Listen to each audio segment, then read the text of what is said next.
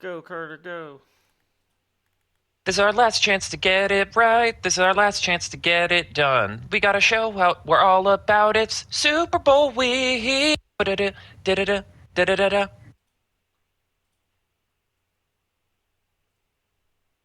Incidentally, so that's from High School Musical 3, right? I'm The aware, one that yes. when they were finally like, you idiots, we can make $1 million from this. Um, No, but they realized that with the first one, but they were like, let's put it into oh, the they merged the theaters. fuck out of that thing. It is crazy that that's like a top five thing for our generation in terms of just omnipresence, where it's like from 8 to 15 you just couldn't go anywhere without seeing it. You couldn't do anything without seeing it. But incidentally, that opening song for High School Musical 3, so there's the line, history will know who we are. But for some reason in my head when I was a kid, I always thought it was Mr. Reaper will know who we are.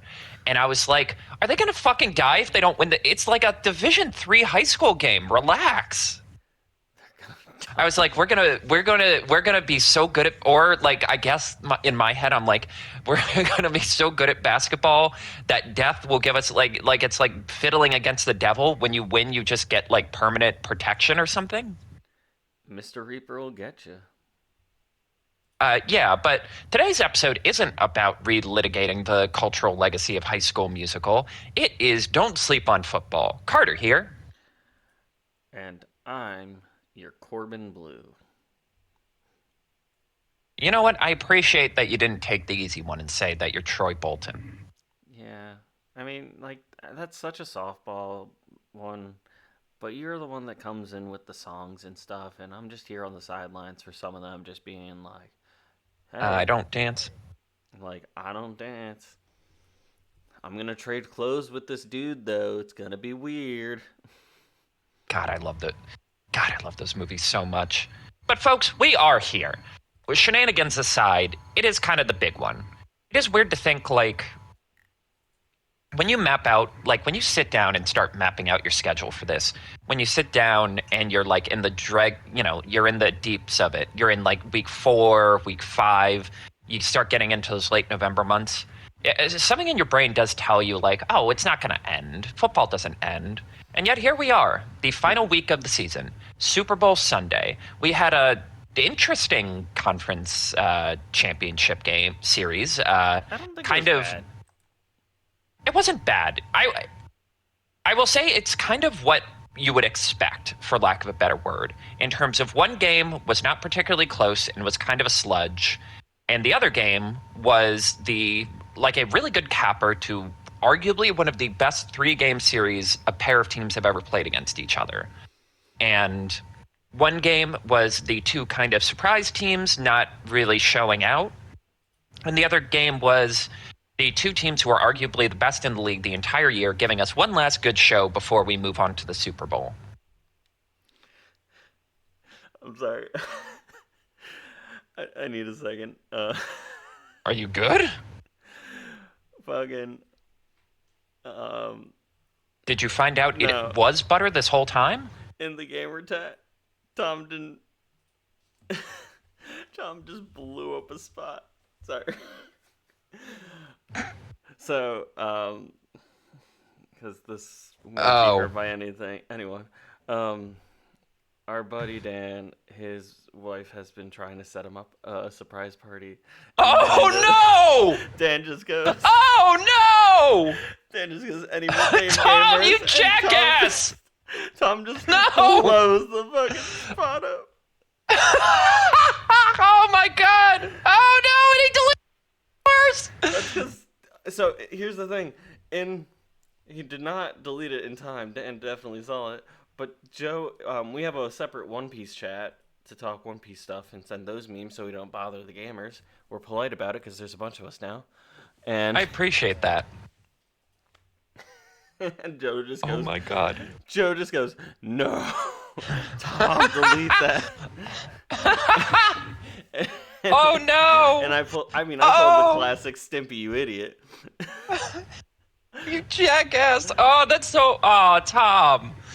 Oh, that's something I would do Oh my god. because I have like spatial Tom. memory, like selective memory. Oh my Oh, that's god. so fucking good. I mean, look, we've kind of quipped around that, like, the vibes around these playoffs have been odd, and, like, we are kind of like, whatever. It's more interesting to talk about, like, the Super Bowl and the legacy of the season than these individual actual games. So, like, we can take the 5 minutes to laugh at our friend being a complete goobus. Yeah. Oh my God. That is fucking live on recording. Well, he should have. All right, here's what Tom. Calum's coming with the birthday game save. Yeah, that's what I was going to say. Or, Tom, you pivot it to, like, oh, I assumed you would have had, like, plans already for your birthday weekend. Like, make it like birthday or party was like a theoretical, not a certain.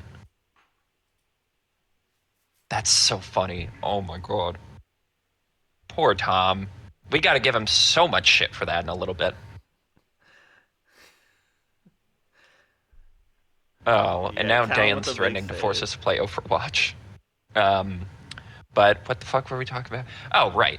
Yeah, well, like, here's the thing. That was like, wild. Like, one game is more interesting as, like, a discussion point and a debate about the state of the sport, and the other was just a good game. So should we kick it off with the AFC game? Just a brief talk before we move on to our end-of-season award show. Sure. Yeah, it was two games that I scrolled way too far back on. One was clearly the Broncos in the solo time slot. Right. And the other was, for some reason, the AFC just is permanently in that 3 o'clock slot. Yeah. I don't know why they do that. Who broadcast? It's NBC broadcasts the NFC Championship, right?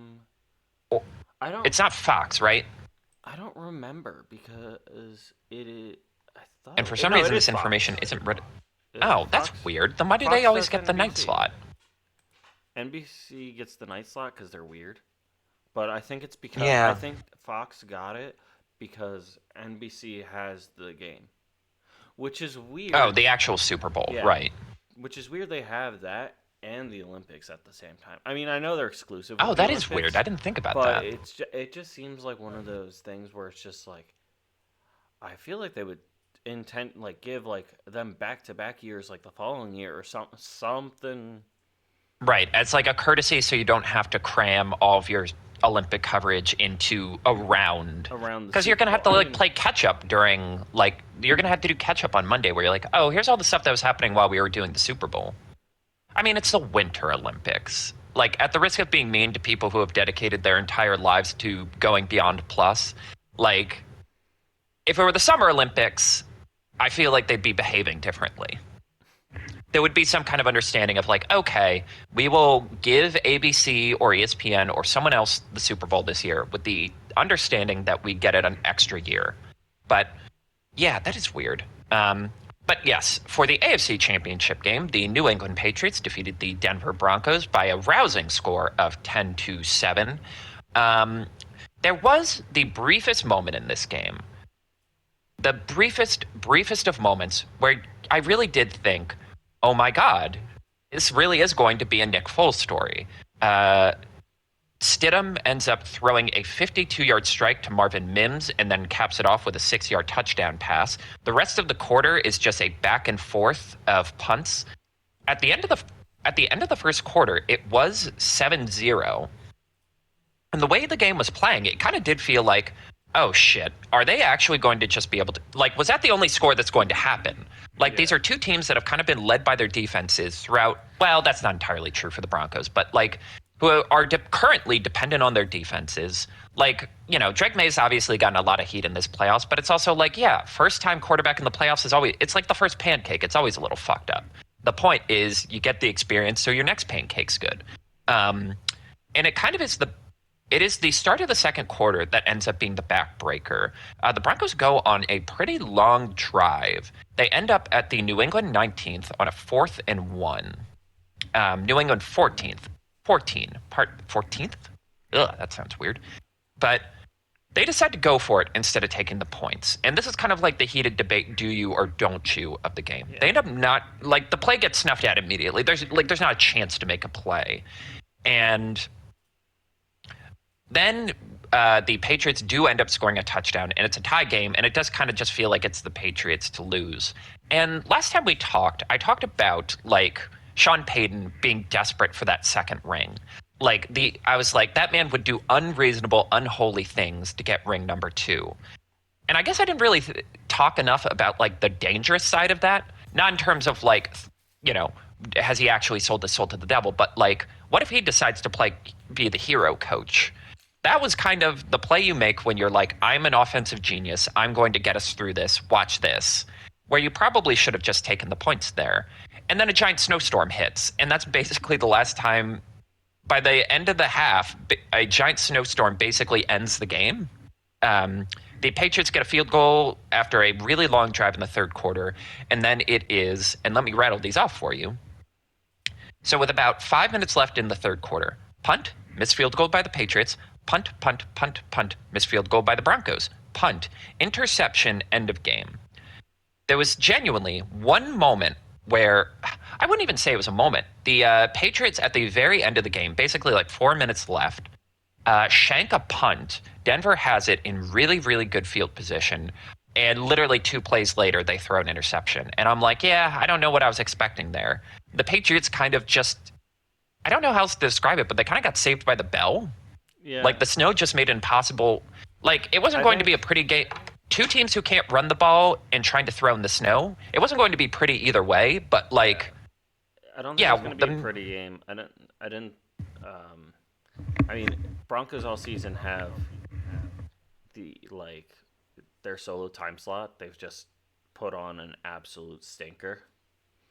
Right. So that kind of wasn't going with them, and it was the one time they didn't put on a stinker, unfortunately, was against my team. Yeah. And then they had Jared Stidham because Bo Nix blew up his ankle or something. There was a weird rumor that he actually injured it during the celebrations, but that hasn't been sourced. I heard that from my dad, of all people. Right. It was a brief social media hoopla for like a day there. Yeah, I was just like, here's the thing though. They're probably gonna show like, oh, this is totally the play where it happened, and I think they did. Mm-hmm. But it's like one of those things where it's just like your adrenaline is rushing so hard that it's just like, right. Oh.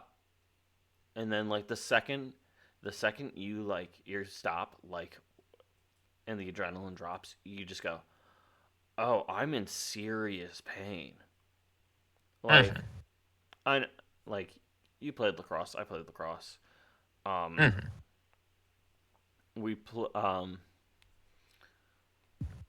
ended my lacrosse playing as a defense, which was something you primarily played.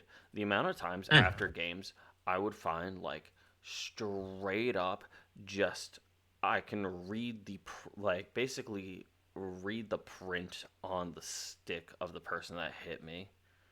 And it's just like just those that perfect, almost like it's obviously a rectangle, but like almost perfect like hexagon style on you. And then you're like, all right, whatever. I got hit in between the pads, nothing. And then like you're on the car ride home and you're just like, ooh. Did I break my arm? Because that really hurt. There's only one time where it was immediate and I just had to tap out. We were playing Abington, and it was a guy who I do believe ended up going to North Carolina. It just got me right on the elbow, and it was a welt probably the size of like a mandarin. I was like, yep, I'm out. Like, you know how the gloves, like, there's obviously a spot underneath for you, so you can like tighten it and stuff. I got one. Like, oh no! There, and like it was in a fall ball game, like fall fun ball game, and I just went like, yeah, give me a second. And I like took out, and I just took my glove off. I'm like, ooh, and then I got back. Yeah, just ooh. Yeah, and it is interesting because it's like, I do think this was a case of like I said, it was them trying to play hero ball. Stidham threw the ball 31 times. Like they only had 50 plays. They didn't have a lot of plays. The Patriots, the biggest advantage the Patriots have is that Vrabel is one of the best situational coaches in the NFL right now. He's one of the best at like, if I have to win this one individual game, what do I need to do to get that? Like, don't think long-term franchise planning. Don't think long-term, like, here is our offensive and defensive philosophy. Just what the hell gets us through this 60 minutes? And yeah, they, like, the one drive they got a field goal was a 9-minute drive that just felt like an absolute backbreaker because it's like they won the time of possession 33-26. They converted the only fourth down they needed. Their final play that gave them the final play that basically ran out the clock was Drake May doing a sort of like surprise end around that called game. Like they just kind of played it perfectly and disciplined. And it's like, it's like, oh, you're gonna try and throw the ball in this weather with your backup quarterback? That's just like arrogance. Yeah. And it felt weird coming from them, and it felt like the Broncos played too risky for the Uma Musume girls. Yes, God, the horse thing. I shouldn't be as annoyed about it as I should. I mean, Jesus Christ, I pretend to be the character from My Hero Academia every other day now. Like, I should be more respectable to other people's fandoms, but Christ, man. Yeah, and you know what? Like, I guess, we've been hard on the Patriots. We talked about them having a soft schedule. But to give them their roses, again, they've been an incredible situational team this year. Mm-hmm. They've done everything they needed to do to win. Milton Williams is low-key maybe the best free agency signing of the year because the difference between when he plays and when he doesn't play, it's weird. What's weird about that signing is it kind of worked out for both teams. Because the Eagles had to let him go because it's like, well, we already have like 3 other guys we need to pay. Yeah. And that turned out true. It's not like you lost him and immediately the run defense went to a toilet. No, you have. I mean, Jalen Carter was in and out with like injuries and a suspension. But you had Ajomo and Jordan Davis stepping up so much to the plate without like Williams also to rely on. That it did. It's one of those things that it did make both teams significantly better. Right. Like, for the Eagles, it's like, all right, you actually are next man up. The handful of time, the Eagles have been traditionally pretty good with succession plans on the defensive and offensive line. Yeah. And for the Patriots, it is the influx of talent they need to like, again, this is for all the superlatives Drake May reasonably deserves, this is still a defensive-driven team. Like, the defense was always better than they looked last year. Yeah. And he's the one, like, disruptive piece that kind of brings it together. And as much as I hate to admit it, they are more talented than the Bills. They won the games the Bills weren't able to, and of like all of the AFC teams, they probably deserve. Well, I mean, the Broncos. The only other team who deserved it more was the Broncos, but they didn't have their starting quarterback. Yeah, I think this would have been a true upset if the Broncos had Nixon. Yeah. I'm gonna slightly disagree with you on the Patriots being better than the Bills. I think if you look to it position by position, the Bills are going to have, like, Josh Allen's better than Drake May, in my opinion. James Cook better than Ramondre Stevenson. Like, I feel like, I think tight end wise, I like Hunter Henry, but I think he's outclassed by the Bills. But I think if you look at it as a whole, your average is going to be on the Patriots more. Like, Bills have A+ talent, and then they have C+ talent. Everywhere else. Yeah. But the Patriots are, like, exclusively B talent. Right. And, yeah, it's going to be interesting. Like, obviously, May has, again, he looks like a first-time playoff quarterback. But I think if they are going to... Like, if they're going to pull this off, he is going to have to go superhuman mode a little bit. He's going to have to show a little more than he's had to. And frankly, it's like a matter of have to. They haven't played very good. The best team they played is the Texans, where C.J. Stroud was having the worst game of his career. Like, this is the first time they're going to go up against a capital A, fully great team, these playoffs, where it's like, great team with absolutely no qualifiers. Obviously, the Chargers punch above their weight class, but their offensive line was in shambles. The Texans' defense was the best unit in this playoffs, but unfortunately, their quarterback was having the worst period of his career. Yeah, imploded. And the Broncos were probably the best overall team they were going to face, but unfortunately, again, their starting quarterback broke his damn ankle literally 3 plays before. Yeah. I think it's literally a battle like I don't. I want to say they got lucky, but in like a respectful way, if that makes Hmm. sense. Um, Right. God, I heard the perfect analogy for it the other like of what I want to do, like how I would describe it the other day, but I can't think of it. But yes, luck was on their side, but skill backed up their luck Hmm. to where they would win the coin tosses, for lack of a better description. Of oh yeah, this could go either way, and then on like this like positional battle or this how good this play works, and it's just like oh yeah, no, that just worked out in their favor. No, that's a perfect way of putting it because it's like I do think talking about luck is rather dismissive because it's like, you know what? Here's a good example, a basketball example, because I'm kind of finally getting my nose into the NBA now. What into? The what? I said you're finally getting into the NBA. Well, no, I mean like getting into this season. Oh, Like again, the NBA just needs to start at Christmas, like fully commit to Christmas because it's like, it's from Christmas to the trade deadline is like the best time to really start getting into it. And a couple years ago, back when Ben Simmons was on the Sixers, the Atlanta Hawks end up upsetting the Sixers in a game seven, and they got lucky. Joel Embiid had 8 turnovers, was just completely out of sorts, and Ben Simmons, when he had a chance to dunk and effectively put the game on ice, passed it up for someone else to take a layup, take a foul, and only get 1 point. That's luck. And they didn't, you realize they did not have the skill to capitalize on that luck when they go into the next round and get absolutely crushed. mm-hmm. Like, there is a great, like, every a good example is the Kansas City Chiefs. Like, we keep complaining about how lucky they've been over this run, how many lucky bounces they've had go their way. But the difference between the years they won the Super Bowl, like the back-to-back Super Bowls, and losing in the Super Bowl to the Eagles and missing the playoffs this year is the talent train. When you don't have the talent to capitalize that, eventually you're going to find someone whose talent just outweighs your luck. And Yeah, fortunately for the Patriots, they've had just enough talent that bill hasn't come due yet. If it's going to come due, this would be the this is Super Bowl is it's going to be the game it going happens. it's going to be this Because game where exactly. if it were to come due. Yeah. But although before we transition into the Seahawks Rams game, I did want to. The biggest discourse from this game is much less. It really is like Sean Payton going for it on fourth down, but also the weather.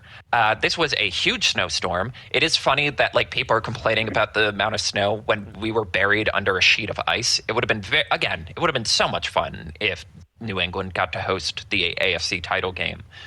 But it started another chorus of, oh, we need to move to domes. Look how bad the product was. Like, they weren't Oh, able to do anything. And I'm like, they weren't able to do anything before the snow got in. yeah. What are we talking about? No, I just, like, I love a real grimy playoff game in a crap ton of snow, rain. I mean that's part of what makes it fun in my opinion. Um, right. but where I still am a firm belief of the Super Bowl must be played should be played in the most pristine conditions possible. That is the only game I will advocate for a dome or a roof on a stadium of any sport is the championship game slash games. Hmm. Granted, with the exception of like indoor games like basketball and ice hockey.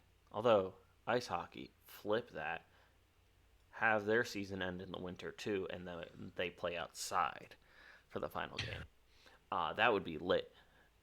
Well, you've seen the outdoor series. It's Yeah. become increasingly big. The first, No, I've seen fun the fact, outdoors the too. first ever, because they used to call it the Winter Classic when it was only one a year, and the idea is it would be a game close to New Year's Day. And the first ever one was a game between the Buffalo Sabres and the Pittsburgh Penguins in in Ralph Wilson Stadium. Hmm. And what's funny is I believe it was kind of It like they kept having to stop because of flurries were making the ice too like snowy. But yeah, I don't know. I don't even know if I agree with the championship game. I guess I get it from like we want it to just truly be talent play out. But like, I just want to see one Super Bowl with snow before I die. I think that would just look so cool. I think it would be so I think, Atmos. yeah, I can agree. I think it would be cool. However,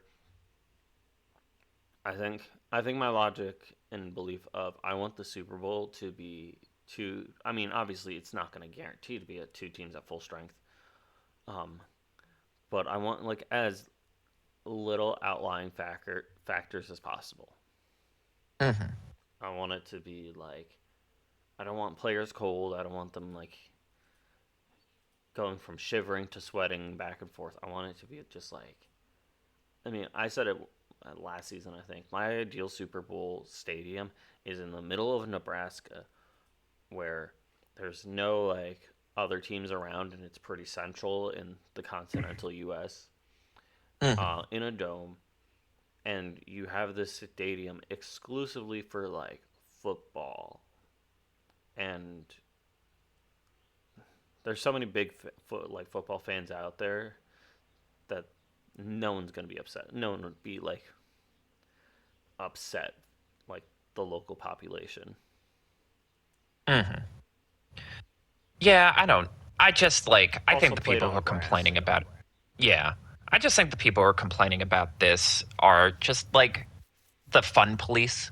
Like at the end of the day, one, do you really believe the results would have been that much different if the weather was perfect in Denver? No, Do you really believe that? I th- Two, like if we are going to like I hate any like rule change or philosophy change that fundamentally changes the history of the sport. But the and I've talked about this, like the fact that we've removed the onside kick effectively, it's like, well, that just erases this Saints Super Bowl from history because it's like that was one of the most audacious play calls in the sport's history and literally changed the course of multiple legacies.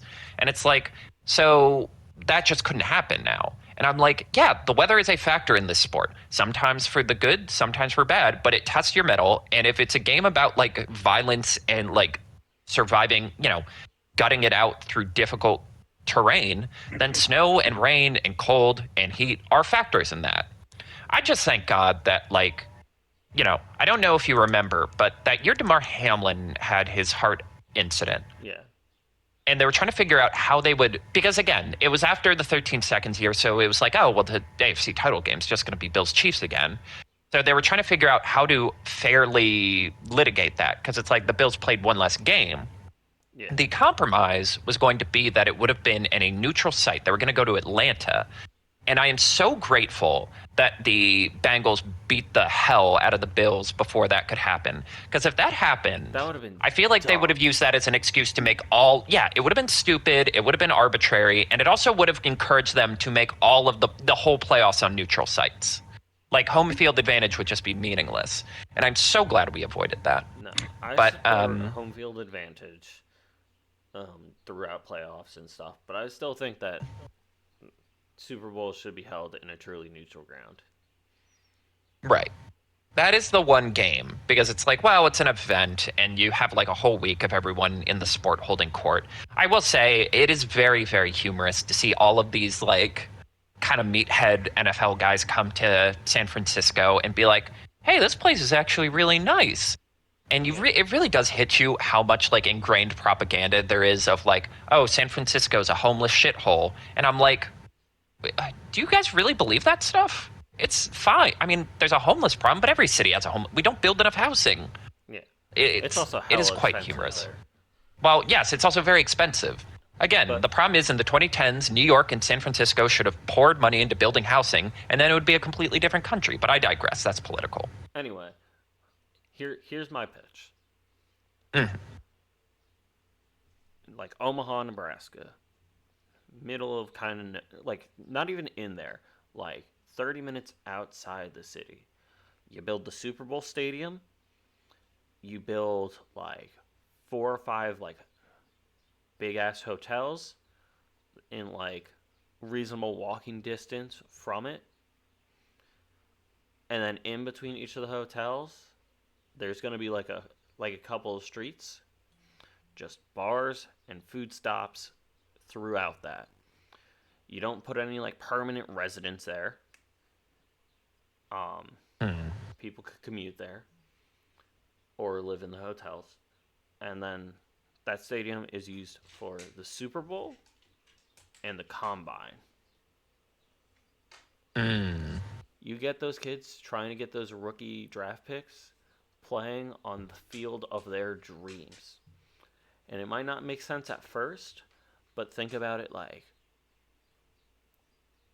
a decade or two down the line, there's um, like Kyle Pitts Jr., and he just goes. Which, by the way, I think it's weird that Kyle Pitts added senior to his jersey when he had a kid, and his kid's not playing. Just saying. Yeah, it feels like. Thought that was. I feel it for him. Maybe he just needed a rebrand. He's tired of people shitting on him. He just wanted like. Yeah. Hey, you know what? He had a better season this year. But you do that, and then he goes, I remember watching as like a 5-year-old watching Super Bowls here, and then going to like Pee Wee football, and talking about how cool everything was there. And then now I'm trying out and showing off my combine skills here at this same exact field that I watched growing up. I feel like that would be that would possibly bring back a lot more football nostalgia, but I think it would also help save, in my opinion, the NFL tourism issue. Because people want the big games, and they're not going to get them. And it's like, all right, we're going to root out the biggest event, technically, for your stadium. And, like, it's obviously not going to put a damper on it, but it's like compared to, like, it's going to put a damper compared to things like Taylor Swift concerts and stuff like that, because, like, that's still a huge factor. But also, I would say, like, day to day, like, event to event, the Super Bowl is going to bring in so much more money to a town than a concert. I think I can think of maybe WrestleMania could compete with the Super Bowl as like a number 2 seed, but I don't think that anything else is really like such a one-stop huge factor that anything else could really compete with it for like a crazy ass weekend or week. Right. See, I like in theory your pitch of like having a dedicated like fancy stadium for the Super Bowl. The problem is like if you put it somewhere like Kansas, like it is going to, I'm trying to think of how to word it, but it, again, basketball example, they decided to put the NBA All-Star game in Utah for 1 year as like a little like history thing. And pointedly, a lot of players sort of like declined or left early because no one wanted to be in Utah for a week.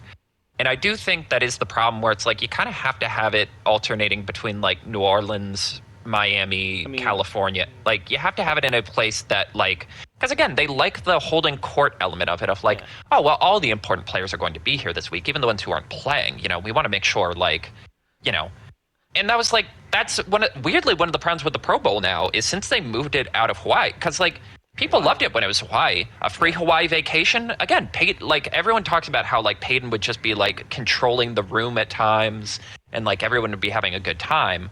Whereas like now it's like, it's just in Orlando.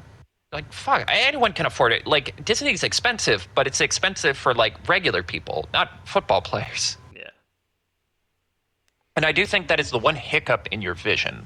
Shall we cover Seattle, LA? Yeah, the real football game that happened. The actual football game. I will say, and like again, I hate that I keep pivoting back to the Bills, but it's so sobering watching this game, both in terms of like talent, but also like play calling prowess. Just feeling like we're playing a different sport. But then again, it kind of felt like everyone was playing a different sport to these two teams who were. It really was like, look, the Rams were the 5th seed. They were the wild card team because of a couple weird games throughout the year. But I think it's safe to say these were the two best teams in the NFL. Stafford is now officially the MVP. But the Seattle Seahawks end up winning a absolutely delightful game, 31-27. Trillium Masterclass. Yeah. Well, see, here's the thing. A lot of people will defend the Patriots-Broncos game as like, well, this is just good, hard-nosed defense. And it's like, I don't consider it good, hard-nosed defense when the other team's offense is inept. Like, they can't do anything. Yeah. Like, everyone always talks about that Rams Mahomes game, which was like the height of the Hill Kelsey Mahomes triumvirate and like early Sean McVay, where I think the score was like what 56-48 or something. Like it's like that game was high scoring, but also had a lot of sacks, had interceptions. This is kind of similar in the sense of like you have your cake and eat it too. It is high scoring. It is dynamic play, like great playmakers making great plays, all kinds of cool scheme stuff, but also like the defenses are making like 5 or 6 huge plays every couple of drives that are the difference in this game. The key stat, really, I think kind of the stat that ends up being the difference between the two teams is on third and fourth down. So the Seahawks never go for it on fourth down, but they're 7 out of 13 for third down. The Rams are 1 and 8 on third down and 1 and 2 on fourth down, including kind of the play of the game.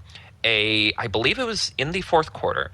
The Rams have just this beautiful, methodical drive where Stafford, again, like history is going to have a weird legacy for Stafford just because, you know, he might not win another Super Bowl and he was on a bad team for a long time. But if you want an example of why this guy's magic, there are like 2 or 3 drives here where it's just every play. He is just picking apart the defense. They end up getting stopped on 4th and 4 from the Seattle 6. And it was just one of many plays where it's like there's literally no one to throw to. He has to try and get it in the window. And Witherspoon or somebody else makes the deflection to stop it from happening. Just perfect defense. I believe after that play, Sean McVay just like curls the play sheet around his face and yells, "Fuck!" Because it's like what can you even do? And that really was like the ball game. And what's crazy is they did have kind of one more chance. Stafford throws a 23-yard pass and a 21-yard pass on the final drive, but Nacua can't get out of bounds, and the clock ends up running out at the last second, keeping them from getting one last chance at the end zone. But yeah, there's not a lot to say about this game other than like this is just like, again, it's 2 of the best coaching staffs, 2 of the best rosters, one of the best quarterbacks in the league, and like a guy who's had his ups and downs, just kind of playing at the peak of their powers. Yeah. No, the stat difference between like the 2 quarterbacks and stuff, it was so small. Right. Basically, both of them were damn near perfect. Yeah, no interceptions, 3 touchdowns each. Darnold 25 for 36 for 346 yards. Stafford 22 for 35 for 370. It really is yards. just those like third down incompletions that end up being the difference in the game. So little and so good. No, this was like a masterclass football game. I do believe the better team won. I would agree with that. It's not a slight at the Rams. It's just the way I described it, because I typically talk football with my mother of all people, which is a very interesting combination. I know. I'll be tipped. And she was asking me like my thoughts about it and stuff, and I'm like, this version of the Seattle Seahawks, this year's Seahawks, feels kind of like last year's Eagles, where it's like, yes, they still lose and lost a couple of games, but when you're watching them play, it feels like they're a league in their own. And that's like that's the vibe the Eagles gave last year. When like especially during playoffs when they're just bullying any team that comes up to them. It's like, no, this team is just they're on their own special level. They're what are you grumbling about, dog? But they're on their own special level. And I feel like that's what the Seahawks is, which is why I'm kind of leaning towards them for the final game. Right. Just because it really is kind of yeah. Like we talked about the Patriots, and they're good, but they are on the better half of lucky, kind of like the Chiefs were last year. Like last play, they got a field goal block, crazy. Last play, interception, crazy, like in their favor. Right.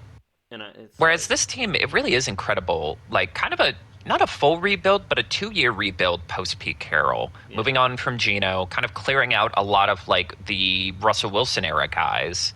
It is kind of crazy how quickly they were able to assemble like kind of an elite, solid, like, a yeah, solidly good team with Sam Darnold leading the charge, which was a healthy risk.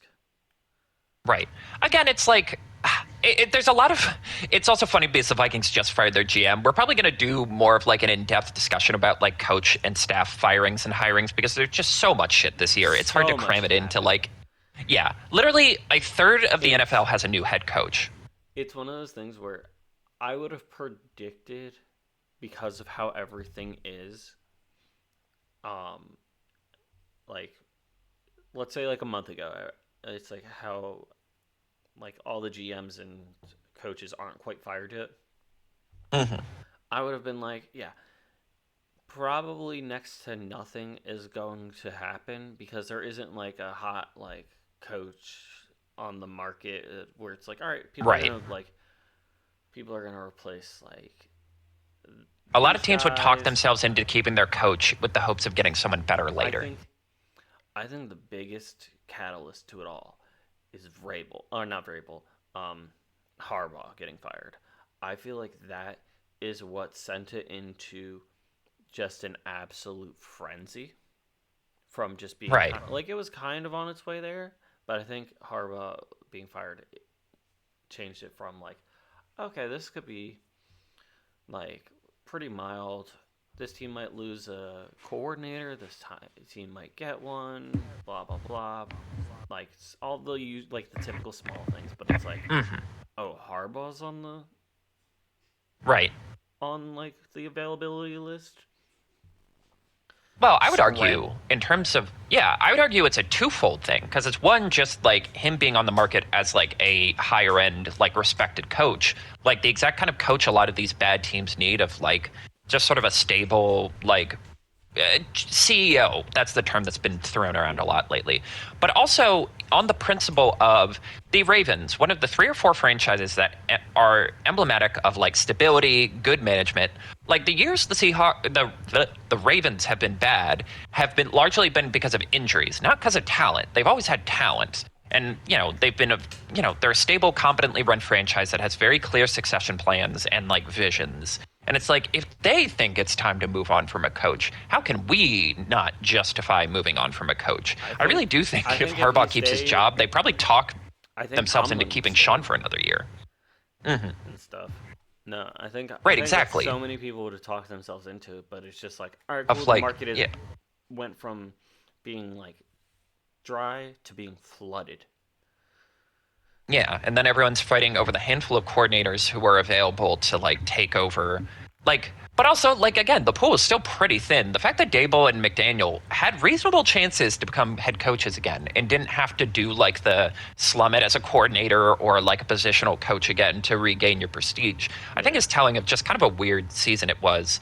But yeah, it's when, like, honestly, the biggest thing for me that like the reason why the Seahawks are the best example of like how important, because there are a lot of decent teams who are good at drafting like third, fourth, fifth round guys, and they get to stay stable.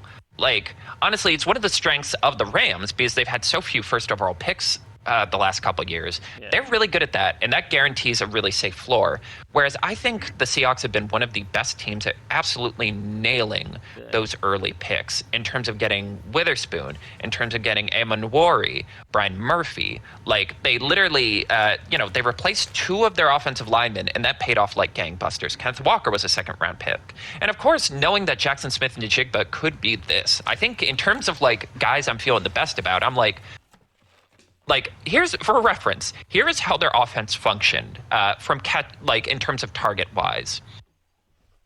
Jackson, 12 targets. Rashid Shaheed, 3. Kenneth Walker, 4.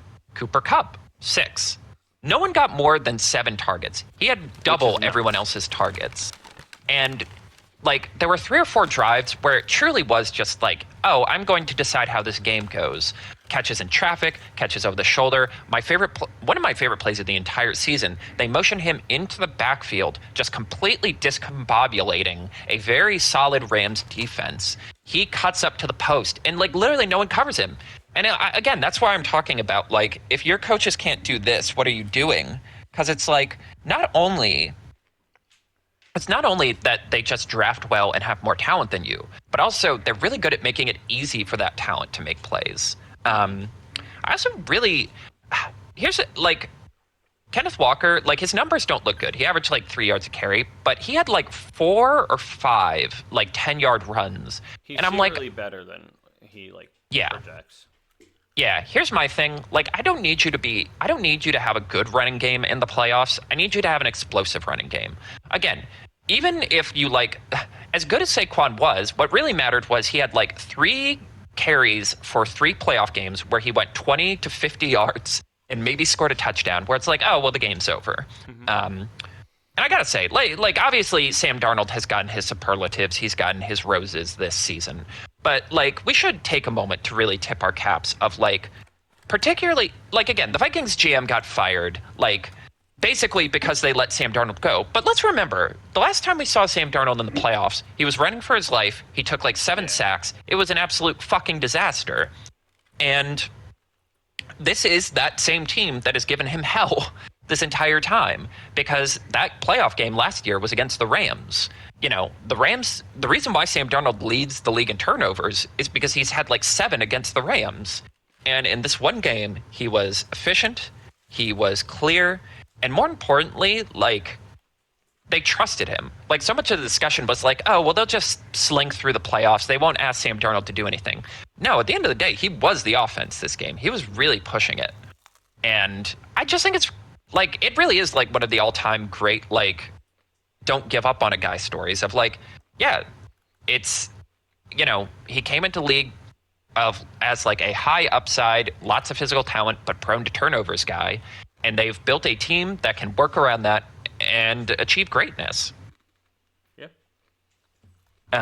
Honestly, in terms of talking about, like, I actually think this team pairs up favorably to last year's Eagles team. The only real advantage I think the Eagles have is, like, I think their defensive line is a little stronger. But I think if you put last year's Eagles team versus this year's Seahawks team, I think that'd be a much better Super Bowl than we're getting ready for. That would be a fantastic matchup. They're very, they would be very even in, like, positions and stuff like that. But, like, imagine Quinyon Mitchell going up against JSN. Oh, that would be fun. Or like, damn, I kind of want to see. We need, God damn it, we need to invent time travel. O-line versus D-line on both sides. Mm-hmm. Yeah, that would be, like, that's a fucking Super Bowl right there. Kenneth Walker trying to get past Jordan Davis and Jalen Carter, and then Saquon also trying to get past this just wall of, yeah, it's, God, both, honestly, like, I feel bad that a team had to lose this, because the more I'm thinking about these teams, they really are just kind of, like, again, emblematic of, like, what you need in the NFL in terms of, like, drafting well, like pools of talent at skill positions and on the defensive side. They're adaptable, but also, like, confident in their defensive philosophy. Like, the Seahawks stay in nickel so often, despite, like, the Rams' ability to run. It allows them so much flexibility. Yeah. And yet, on offense, they can do, like, 12 different things. You know, McVay has changed his offensive vision, like, 7 or 8 times. The only other thought I have on this game is that weird taunting call. There was a brief moment where this game was threatening to completely flip on its head because a defender for the Seahawks got a 15-yard taunting penalty that saved a drive for the Rams. Do you remember? I'm trying to remember the exact context for it. And it was a lame dinky-dunk call, but at the same time, the guy was taunting for a good 15 seconds. Yeah. He ran down the entire sideline. I'm like, okay, man. Like, they tried to give you an out on this. It's one of those ones where it's just like I still think taunting calls are bullshit. For like 99% of them, because it's like, dude, these are grown men. It's like, oh, they're gonna get offended by this? Gross. Excessive taunting I can get behind, though. Where it's just like you're getting to the point where you're, like, kind of slowing down the pace of the game. Right. Yeah, it was Yeah. Woolen who got it. And again, I don't think you should call that in that game. Like, I don't think you should call those plays in that game. But, like, if you were going to do it, that is the most reasonable opportunity to do it. Shall we move on to your question of the week? I'm ready. Which of the two non-playoff teams would have made the best owl? Well, I don't know how you make an owl. Like, have we progressed that far in genetic splicing that we can make owls now? We're close.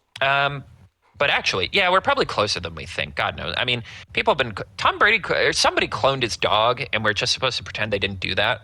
But actually, I'm also all right. I'll give you. I'm thinking 100%. Everyone is at 100% too. Okay. In that case, I'm gonna say Bengals, Buccaneers. That was so dangerously close to what I was going to say. Really? I almost pivoted to that at the last second because I'm choosing Ravens Buccaneers. Oh, okay. Yeah, that's a good one. It's so funny that like the AFC North was the worst division, probably the worst division in the AFC this year, and the NFC South was probably the worst. And yet I'm like, yeah, but the teams are better than their records. I feel like this year, like they got the wrong guys this year. Yeah. But like I think the handful of peak moments we saw of that Bengals offense, it like look at the end of the day, like Bills fans and Bengals fans are very toxic to each other. But at the same time, it does feel like a bit of a sin that this Bengals offense at peak power is never going to get to play a meaningful game. And the Buccaneers, again, Baker Mayfield was an MVP candidate for the first month of the year. Like, they showed a lot of cool stuff this year that we just didn't get to appreciate. Truly, injuries and attrition. Like, that is the story of the Ravens as well, where it's like, at full health, like, again, it's very telling after that opening night game where they blew a multi-score lead to the Bills. Everyone was still like, okay, but they're the better team, right? Like, they're still the Super Bowl favorite. Surely that's not going to happen again. But then they just kept getting injuries. I think those are two really fun picks. There are a surprising amount of decent options here. The Lions, the Chiefs, obviously. I'm still not convinced the Chiefs are that bad. The Colts at their full strength. Like, there's actually a lot of fun options here. Would have been a great one too. Right. This was one of the handful of years where the 7th seed really felt justified because I'm like, I actually feel bad a handful of these teams couldn't make it in. Yeah. And I don't think either 7 seed kind of just like walked into that spot. Mm-hmm. Like, Packers earned it despite some of their hiccups, and I think it was the Texans who's also like Chargers. Now the Chargers earned it. Yeah. Two teams who are actually pretty decent this year, and if not for injuries, probably would have had a better chance to win their division. Mm-hmm. Yeah. But yeah, a rare year where we can actually kind of justify the 7th seed. I was thinking about that. Like, there is the whole thing about it's the sort of bit with everyone like dismissing Josh Allen's wild card games, and it's like I would be curious what his playoff numbers would look like if they kept the 2nd seed getting a bye, because that's like the thing. We've had to play an extra playoff game every year because like we always get the 2 seed and we have to play because there's no bye there.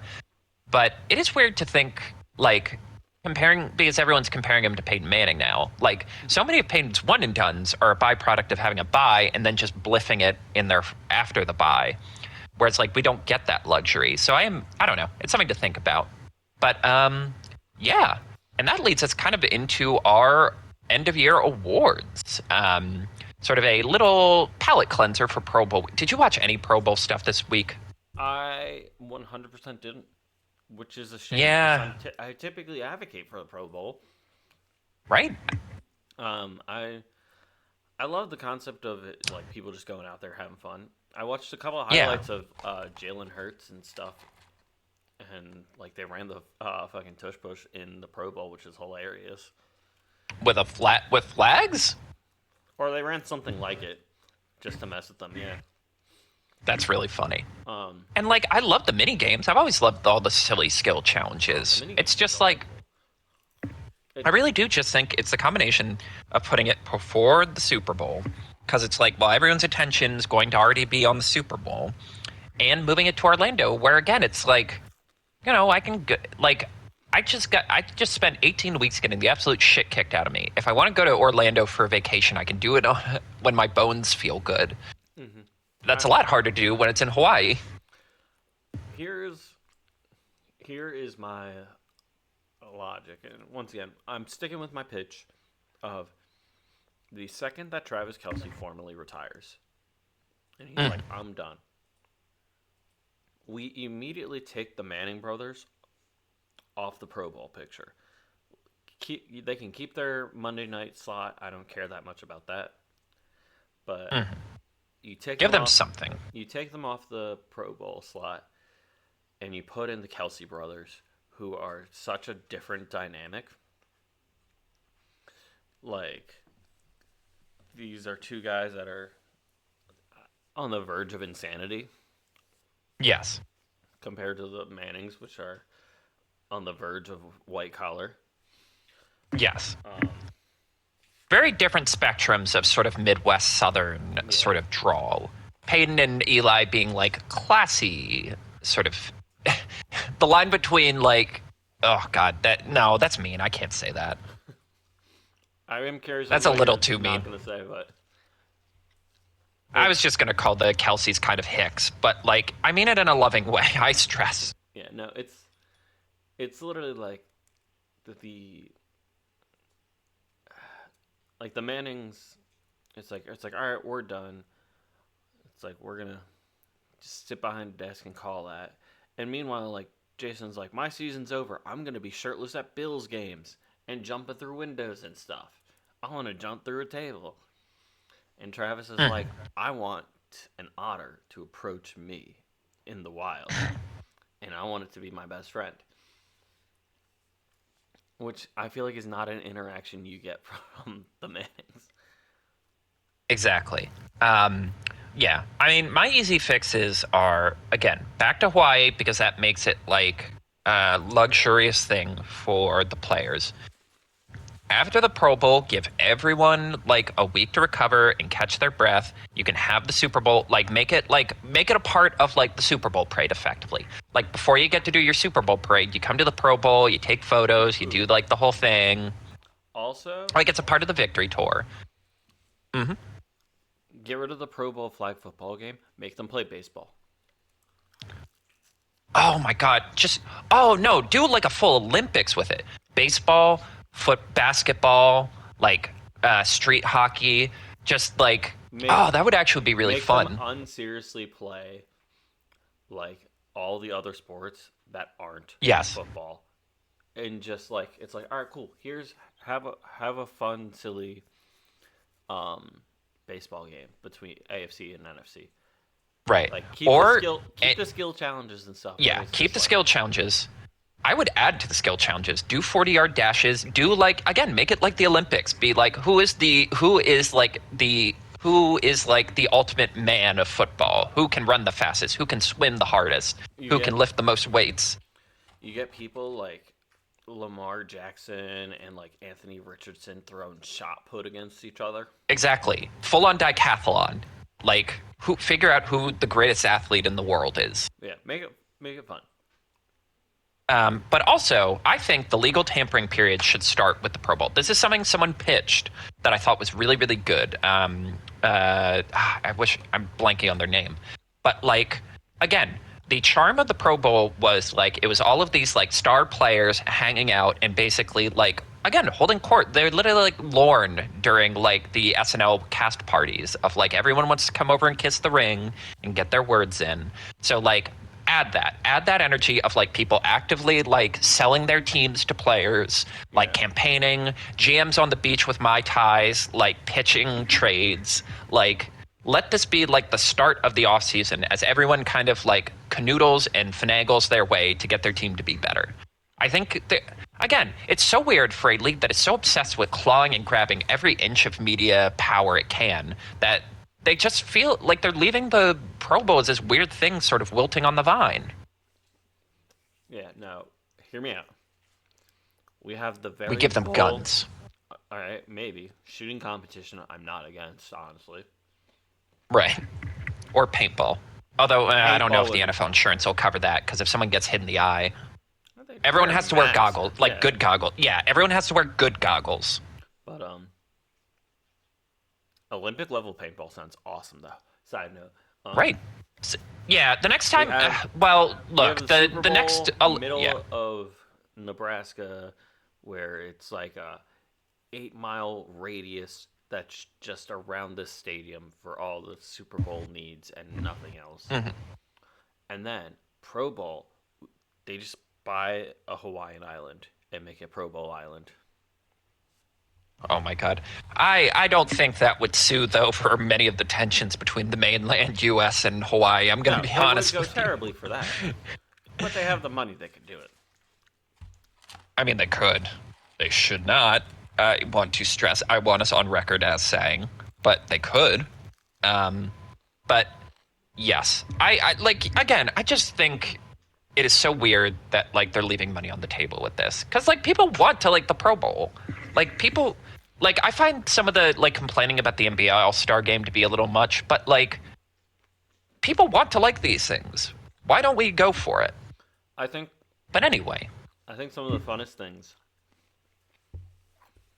in sports, entertainment, whatever, is people playing something or doing something they're either really good at or really bad, like not good at, yeah, but legitimately having fun while doing it.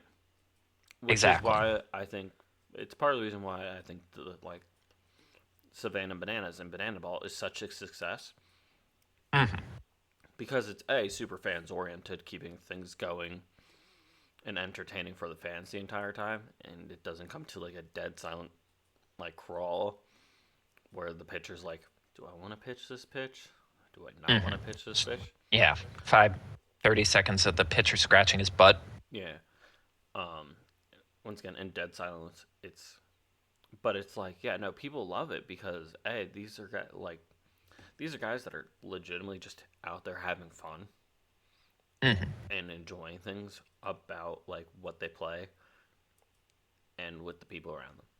For example, they added 2 brand new teams this year, and I got to show you the Really? Yeah, they've expanded to 6 teams, and it's like, and last year was like the first like legitimate trophy that they had. This year, like, it wasn't like thrown together last year for like a championship picture, but it was like, all right, like we kind of got something going. This year they have it even more elaborate where they're doing like a mid-season tournament, kind of like basketball does. But the prize for that tournament Oh, winner that's fun. is a guaranteed slot in the playoffs right off the bat. So you have like 3 more months of playing with already that guaranteed slot, which is awesome. Right. Whereas, like, the problem with the NBA Play-In Cup is it's kind of just for money, and like after the novelty of like the first 2, it is kind of like, okay, it's only exciting if it's like the Pacers when it like a young team who like people didn't realize as good as they are win. Otherwise, it's just kind of like, well, it exists. I mean, it's something to do. But yes. So first off, let's go back to our preseason predictions. Our reasonable predictions.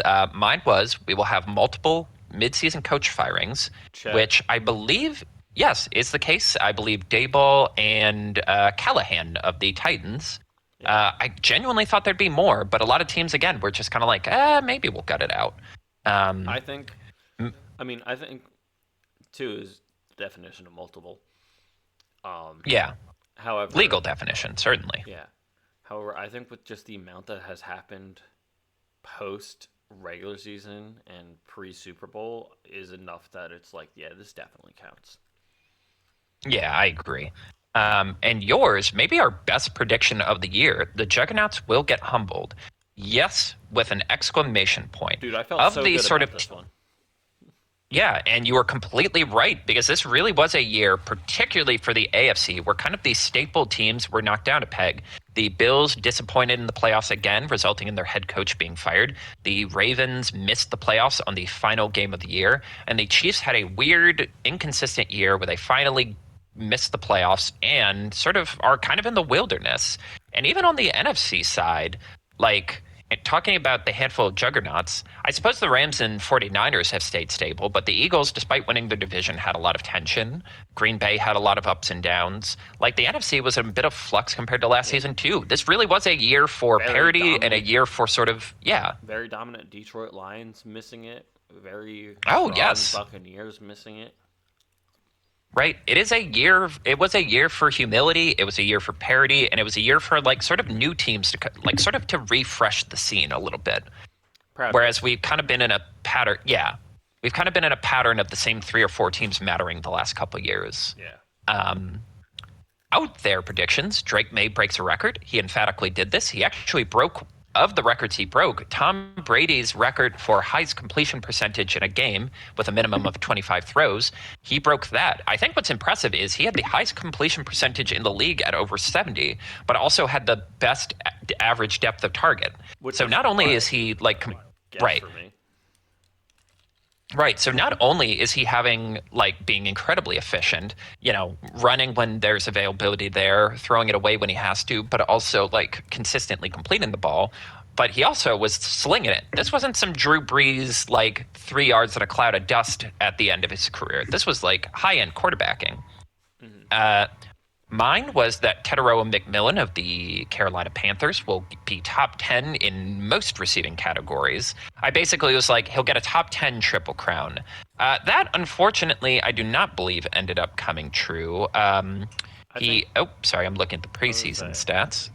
I don't think he got. I think he was close, but I don't think he got it. Yes, he was 14th in yards. He was around 30 in catches. And he was, how many touchdowns did he end up having? He was kind of low on touchdowns. Yeah, unfortunately, I will give myself half credit. He was in the top 20 in all of these, and ultimately, it was a matter of, like, opportunity. He had a lot fewer catchable balls than everyone, frankly. I think that's the caveat for getting you half credit, is because Bryce Young, while decent this season, was pretty inconsistent when it came to throwing the Tet. Right. He was only half a yard shorter on average yards per catch from Jackson Smith, which I think is telling of, like, catchable balls and opportunities. So I'll give myself, like, kind of credit on that one. You'll get you're not wrong credit. Right. We won't say you're right, but we will say you're not wrong. Agreed. In our wild card ones, all 4 conference title teams will be new. I actually got this one right. You know. So last year it was dangerously close with the Bills. I will say that. Yeah, it was right there. But my lack of faith in Buffalo is once again rewarded. But yes, last year it was the Kansas City Chiefs against the Buffalo Bills and the Philadelphia Eagles versus the Washington Commanders. And this year it was a whole new set, the Denver Broncos and New England Patriots and the Seattle Seahawks and LA Rams. Incidentally, have you seen that, like, the Commanders are hinting at sort of a brand refresh? Yeah. A lot of their their, like, official press releases have this interesting shield and spear combo. It looks like they're trying to combine the Commanders with the Redskins. Right.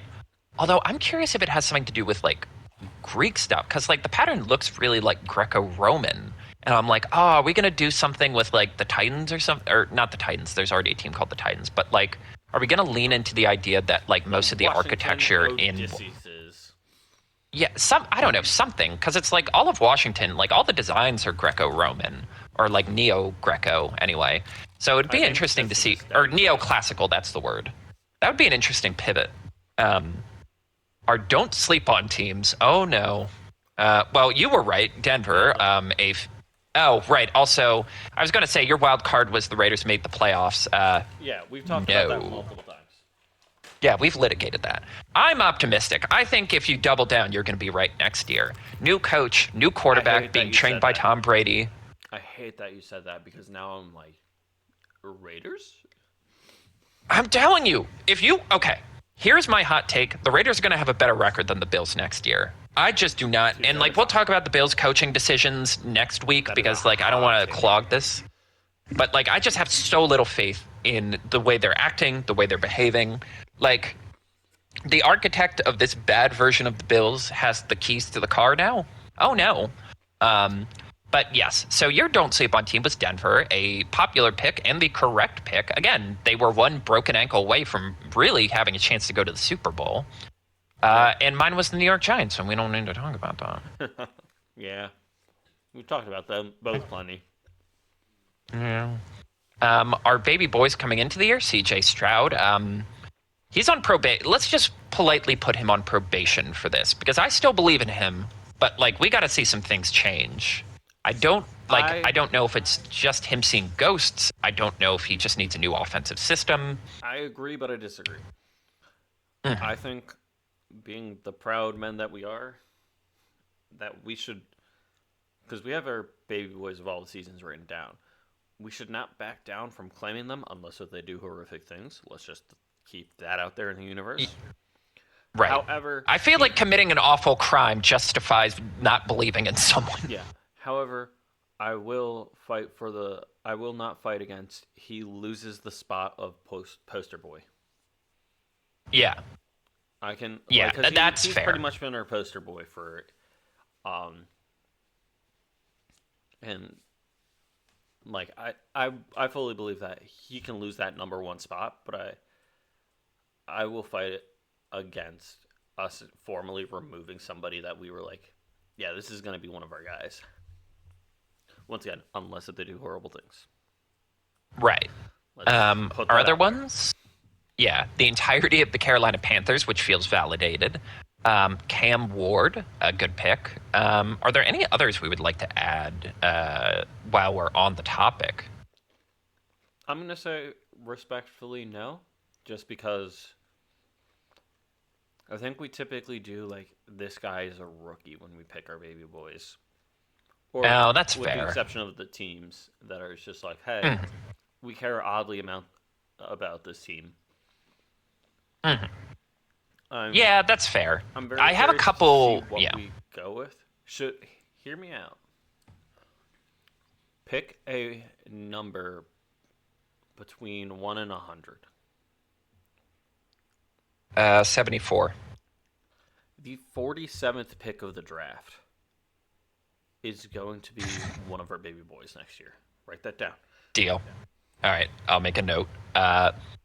Yeah, I already have a couple sleepers. Now that I'm actually like digging through all the draft stuff, there's one or two guys, sort of like mid to late round receivers, I really like. I'm very partial to this Makai Lemon of the of USC and this guy Chris Brazel, who is like my platonic again another platonic ideal for me as a wide receiver. He's tall, he's lanky, he's explosive, like just classic Carter guy. Yeah, Um, I and think picking a random person like that is going to be very interesting. yes, that's kind of my speed on that. But also, yes, it is very fun to have a random person, and we just have to learn everything about them. I'm down. Yeah. I mean, I've always had like what's weird is this is like a natural extension of like what I used to do as a kid cuz again, my first season getting into football was cuz I was so into Reggie Bush. I wanted to know like everything about him and then followed the Saints. Like one of my first memories of like really sitting down and watching a football game was that Monday Night Football game where they returned to the Superdome. And then like every year I'd have a guy like that. Whether it was like Brady Quinn or Colt Brennan or Kyle Hamilton, like I'd just get one guy I'd be like super jazzed about and just be like, come on. Greg Olson was weirdly one of them. Yeah, like I'd have my handful of guys. This just feels like a natural extension of that. And it's just funnier because it used to be me looking up to them and now I'm looking down because I'm the older one. A true My Hero Academia situation. I assume that's how the show ends. I haven't gotten there yet. Well, it ends with redacted. And you see there's this whole redacted thing about it. I see. Why can't I But find anything for the second round? I'm trying to figure out who has the 47th who has pick. that pick? Huh? All right. Well, while you do that, our rookies of the year. So we decided to do rookie for our team and a rookie that wasn't on our team. I So felt I like- kind of had I was gonna say I felt like that just made things more fair because like we eliminates homerism. yeah Yeah, so I went with. There were basically, unfortunately, this Bills class did not cloak themselves in glory. Our first three picks, Maxwell Harrison, was okay. The handful of times he played, he was unavailable in the playoffs. Defensive tackle TJ Sanders really didn't had to play out of position for most of the year and doesn't really have a place in the new defensive system. And Landon Jackson missed the entire season. But my pick, there were basically two. Deion Walker, who was a real upstart at the end of the year and made a big play against the Broncos to pick a pass off. And my pick, Jackson Hawes, who was a fifth round tight end, kind of brought in to answer the problem of the Bills really like to do 12 man, which means you add like tight ends or receivers to the offensive line and basically just try to bully ball your way through it. The problem with that is Dalton Kincaid is not a good inline blocker. He's good blocking like when he's out wide and he's playing like a wide receiver, but he cannot do it when he has to put his hand down in the dirt. Jackson Hawes was brought in to theoretically solve that problem and kind of revealed himself to kind of have reliable hands, make a lot of he made a lot of splash plays this year. He really did help improve the offensive line, and I do think he is kind of one of the poster children for James Cook's rushing title season. He creates a lot of interesting questions about how we're going to build this team going forward because I do think he showed more than we were expecting, both as a blocker and receiver. The Indianapolis And Colts is the answer, by the way, which is a very fun choice. At least right, as of right now, before any trades or shifting or anything like that. Right. All right, Colts. And you went with Jahad Campbell, the first overall pick for the Philadelphia Eagles. Yeah, solid linebacker in like that edge kind of like front backfield position. He did have some competition for like against Andrew Makuba, but he got stepped on by Sidney Brown and was done for the season. Right. Which is a shame, but he's one of those people, like, he stepped up in spots that needed him, whether it be, like, injuries or things like that.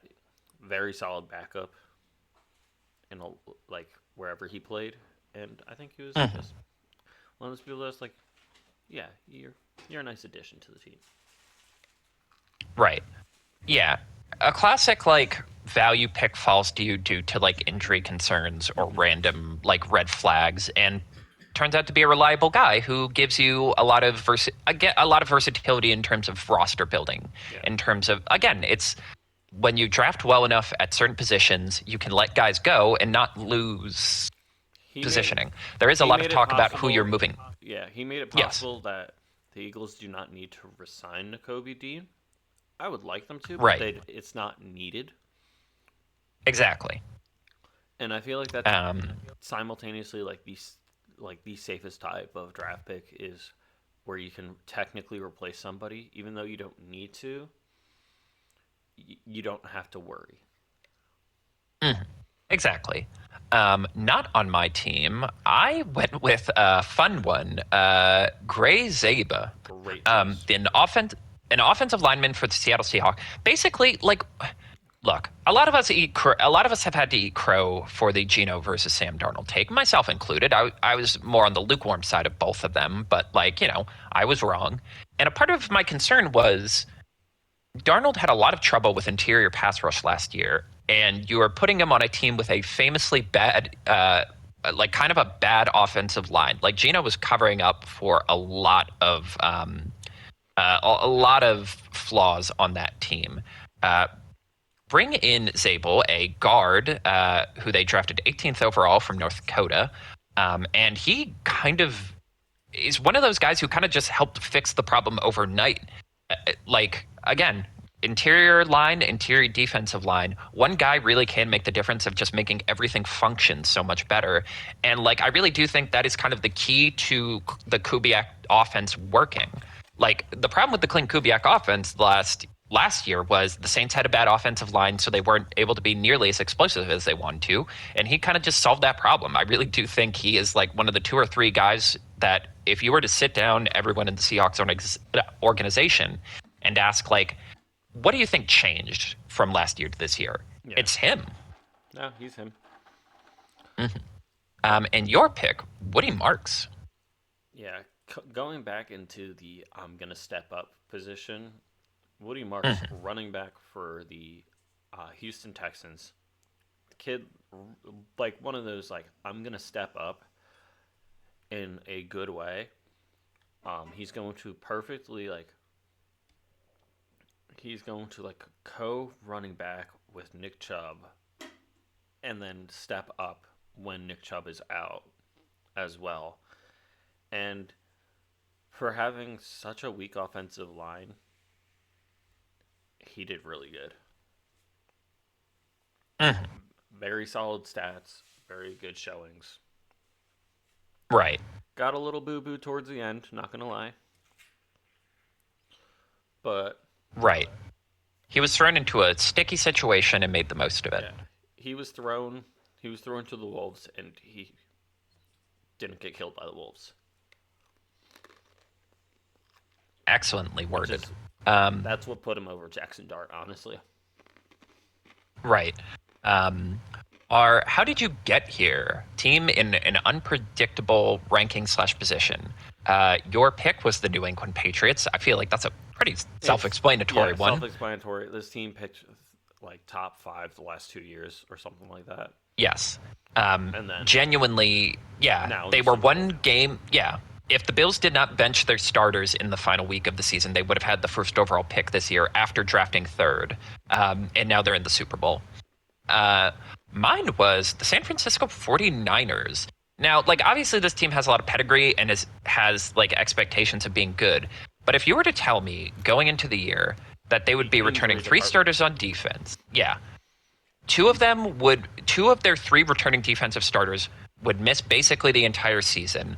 That George Kittle would end up getting knocked out due to an Achilles tear and miss a lot of time in between. That their best receivers would be Ricky Parasol and Juan Jennings. That the guy they're paying a lot of money to be a wide receiver would straight up just not show up and be told that he's not playing for the team anymore. If you told me Crazy. all of that, and yet they were still a single fucking game away from having the number 1 seed, I would call you crazy. Again, I've been hard on Shanahan before, but this was a masterclass of coaching and a masterclass of like making it work with what you got, to take what should have been a season from hell and actually winning a playoff game. And I think that deserves a lot of credit. No, it's The Apollo. I would Oh, say go ahead. They definitely deserved that like placement. Yeah, they earned their spot as one of the best teams in the league this year, which, like, in terms of, like, I would argue in terms of playoff teams, they might have been the least talented. Not because they don't have talent, but all the talent was hurt. Yeah. Like, you know, obviously the Eagles have deficiencies, the Bears have weaknesses, the Panthers obviously have their ups and downs. But, like, in terms of the teams that actually made the playoffs, I'm like, they're really running on fumes. The Apollo Award, the biggest fall from grace. We kind of both took one of the obvious ones. You went with the Kansas City Chiefs, and I went with the Baltimore Ravens. Yeah, I feel like this is 1 and 2 of the most obvious ones. Right. The 2 betting favorites to win the Super Bowl coming into the year. Two of the betting favorites, and didn't even make the playoffs. Yeah. And yet I watch them and I'm like, I'm not sure that if they somehow made the playoffs, they wouldn't have pulled it off. Like, I'm like, both of them, I still feel like they're better than the records indicated. Go ahead. I think the Baltimore definitely could have been good for some reason and just wasn't.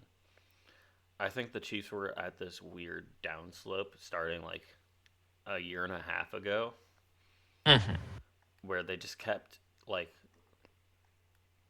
last season they kind of just got lucky. They got like lucky a lot of the time, and then before that it's just like there seemed to be this weird drop of quality, but they didn't lose the luck yet until this year. Right. Yeah, there has been a slow talent drain on the Chiefs. So at least it's kind of believable, especially when you just add on top of, like, at some point just playing that many extra games compared to everyone else is just going to have its wear and tear, and you're just going to kind of run out of steam. like it is hard to play an extra 4 games of football. So like, yeah, it is kind of believable. Whereas like, for all the shit the Bills got of like, if not now, when this is your opportunity, it's like, it's not like the Ravens have beaten the Chiefs in the playoffs. You have more talent than the Bills. You theoretically had more talent than most teams in the league. What the fuck happened, man? Harbaugh? Like, yeah, well, they're going to throw Harbaugh on the bus. I don't think it was all his fault, but he certainly didn't help. I do think at some point when you have that many games where you lose in shocking fashion, something's got to give. I think it's one of those things where it's just like, for some reason, he can't seem to finish with this team, which is an absolute powerhouse team. Right. And they're just like, honestly, it's a more talented team than the one he won the Super Bowl with, frankly. Yeah, and then he's just like, they're like, we just gotta send you on your way. Yeah, and like, yeah, to be perfectly honest, it's like, I don't blame them for doing it, but I also do think a part of it might be like you're watching your former defensive coordinator win a Super Bowl with another team. I really do think like these owners do make rash emotional decisions on that. Yeah. Which is why they brought up part of McDonald's former staff back to be the head coach. But the real MVP, I had trouble with this one because I really didn't. I know it's a low hanging. Look, everyone knows I'm a ride or dyer with Matthew Stafford, and I just felt like I should try to mix it up. Let's wind this back a bit for the real MVP because this category, and I believe this is my pick.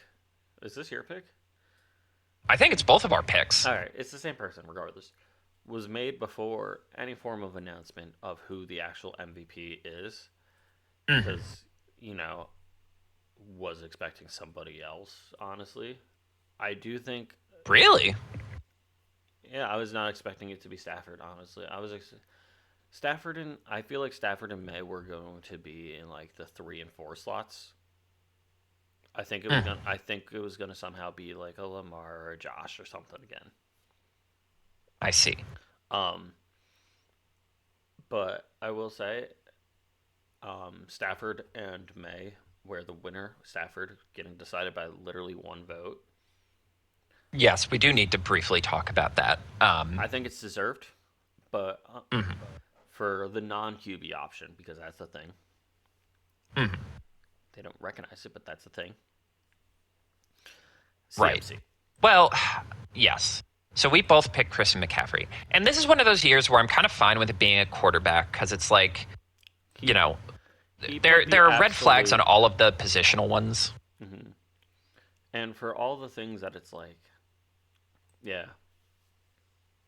There was so much else going on that it's like, and it's also one of those people that's just like, yeah, you earned this. You had a stellar season. Yeah. But, like, I was on the fence about McCaffrey because it's really hard for me to give the MVP to someone who averaged 3.9 yards a carry. But at the same time, coming off, like, Achilles injuries in both legs and a knee injury. Yeah. Being on this roster where basically nothing is going right, everyone is getting hurt, you have to play multiple games with Mac Jones on his, like, 4th team. Your defense, you just can't rely on your defense for anything. So to have the sheer amount of workload, 413 touches, he nearly had 1,000. He was like 1 game short of 1,000 receiving yards. He had 17 touchdowns. He basically was like the highest usage player in the NFL. And at some point, regardless of efficiency, the fact that if you do not play, this team is not going to function. That you basically have to be the leading pass catcher and leading rusher for this team. And that team would go on to win 12 games and be just short of a number 1 seed. That has to count for something. Yeah, no. He literally put on a clinic on how he is just so good at his job that he basically got to the playoffs by himself. I don't want to say he won a playoff game by himself, but he single-handedly got a team to the playoffs. He did that good. Right. Exactly. The 5-game win. They went on a 1, 2, 3, 4, 5. They went on a 6-game winning streak because this season could have bounced either way. They could have easily been 7 and 10 and missed the playoffs. Yeah. But they go on a 6-game winning streak, and he has some of his basically all of his best rushing performances are there. 81 yards on 13 carries, 2 touchdown game against the Cardinals. a 117-yard game against the Colts, where he also gets 2 receiving touchdowns, and probably the most important game of the season for him against the Bears. That was a very fun end of the year game that came down to a single throw. He averaged 6 yards a carry and had a touchdown before you even add the fact that he also had 40 receiving yards. There are so many games where he's leading the team in catches, leading the team in receiving yards, independent of what he was doing on the ground. And at some point, I just have to respectfully tip my cap and be like, if you are not on it truly is the argument of most valuable, in the sense that, if you are not on this team, they're just not, it's not even a question if they make the playoffs, let alone whether or not they could be the division winner. Yeah. Hold on, just for sake of argument, I want to underline how crazy this 49ers thing is. So they end up winning 12 games. They end up tying. I think they end up losing the tiebreaker to the Rams. But just for sake of argument, at 12-5, they would have won the AFC North. They would have had the NFC East, the NFC North, and the NFC South. Nearly half the divisions in this league, they would have been the top dog in. They would have won a divisional title. Unfortunately, they were in one of the 2 divisions where that really wouldn't have mattered. But hell, even in other divisions, they would have passed Houston and been the second, and they would have passed the Bills. They would have been the second seed in basically every other division too.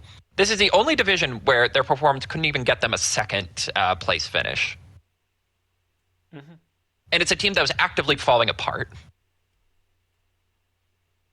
Yep. And I think that deserves MVP. Future sight. Who or what team will you be on the lookout for next year?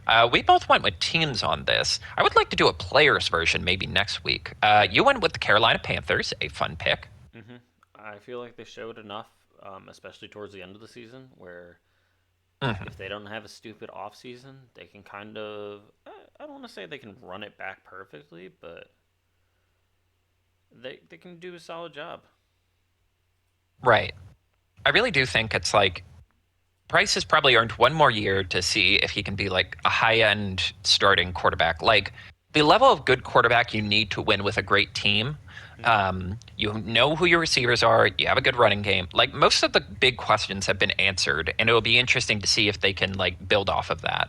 And mine was the Las Vegas Raiders, because when I start, basically it seems like there's a gentleman's agreement that they will hire Clint Kubiak. It's not confirmed, but the way people are talking, it seems like there's just kind of a mutual understanding. As the last job for a head coach, he will go there. Assuming that happens, you have a guy who's scheming up his life depends on it, with a very exciting running back, one very good wide receiver, and a pretty good number 1 overall pick quarterback prospect who's going to be mentored by Tom Brady. And I'm as bad as this year was, this is not unsalvageable. There are major problems that need to be fixed, of course, but I think you could turn this around really quickly if you just fix the offensive line. At the bare minimum, they'll at least have an exciting offense next year. Mm-hmm. Don't sleep on game of the season. Yes, say the line, Carter. You like that addition? The game of the year! At this time of year, centralized exclusively in Buffalo, New York. Week 14 against the Buffalo versus Cincinnati. That's a really fun pick. It was such a good game. Yes, I am pulling up the score for that one, so I remember. Yes, Bills. It was one of Joe Burrow's first return games post Boo Boo. Yes. And it was back and forth, 21-11 in favor of the Bengals at the half, and 21-18 still in favor of the Bengals at the end of the third quarter, going into the fourth. And then just an insane Josh Allen fourth quarter clinic. Right. It will be remembered as one of the very obvious, when a lot of people have acted a fool about Josh Allen after that Broncos game. And I'm I refuse to, in no universe can you look at a game like this and say he's not, one of the best quarterbacks to ever do it. Because it is, I believe in the fourth quarter, he, how many touchdowns? He had 3 touchdowns in the second half. I believe in the fourth quarter, he did not miss a pass, 40-yard touchdown run, 15-yard to call game. And there was also one of my favorite defensive plays I've ever seen. Joe Burrow tries to throw a little screen pass. Christian Benford somehow channels the power of 1,000 toads to leap into the air, steal the ball, and run it for a 37-yard touchdown. Genuinely, one of the more fun games I'll remember from Ralph Wilson Stadium in terms of like it was snowing, the atmosphere was tense, the team was down and out, and just like a handful of plays by the best players decided it. Mine was a Kansas City Jacksonville game from week 5 that I kind of feel like was kind of emblematic of the season it was.